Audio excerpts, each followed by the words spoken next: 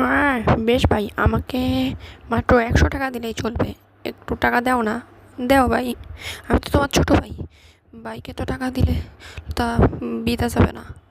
Please দয়া করে দাও, আমি কিছুদিনের মধ্যেই তোমাকে দিয়ে দিব। তুমি অন্যদের কাছে আগে চেয়ে দেখো। আচ্ছা ভাইয়া, কিন্তু তোমার কাছ থেকে আমার টাকা নেওয়া বেশি ভালো লাগছিল। ভাই, আমারে কটা টাকা দেন।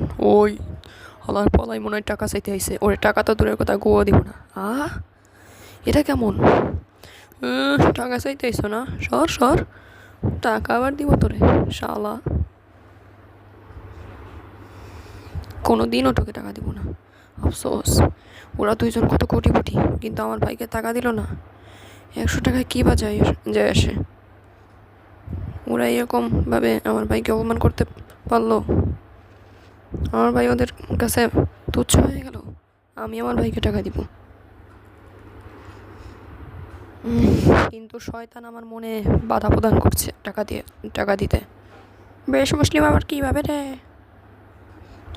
মনে হয় ইবলিশ, শয়তান। আল্লাহ তাআলা বলেছেন, তুমি মানুষকে সাহায্য করো, আমি তোমাদেরকে সাহায্য করব। অতএব আমার ভাইকে আমিই টাকা দিব, তাহলে আল্লাহর এক বান্দাকে সাহায্য করা হবে।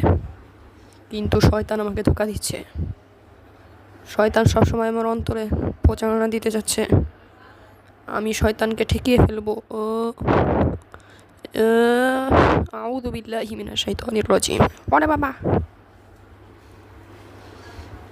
এখন খালি শান্তি আর শান্তি। আমি আমার নবীর সুন্নাতকে অনুসরণ করছি। ওয়াও, এই নাও ভাই 100 টাকা। ধন্যবাদ ভাইয়া, তুমি আমাকে অনেক উপকার করলে, যা কেউ আমাকে করেনি। ওই বেশ, মুসলিমের এত সুন্দর মন কীভাবে হলো? সবই আল্লাহর দান ভাই।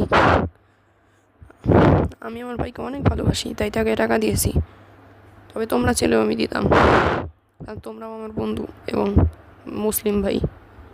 ওয়াও, এখন ভালো। ভাই ভাই, আমার একটু টাকা দিবেন। আমার একটু টাকা লাগবে। আমার একটু দেন ভাই, দেন প্লিজ প্লিজ। আমি আপনার ফেরত দিয়ে দিবানি। আমি তোমাদেরকে অবশ্যই টাকা দিব যখন আমি কোটিপতি হয়ে যাব, আর আল্লাহ আমার সম্পদ বাড়িয়ে দিবেন। মুসলিম লেভেল আপ।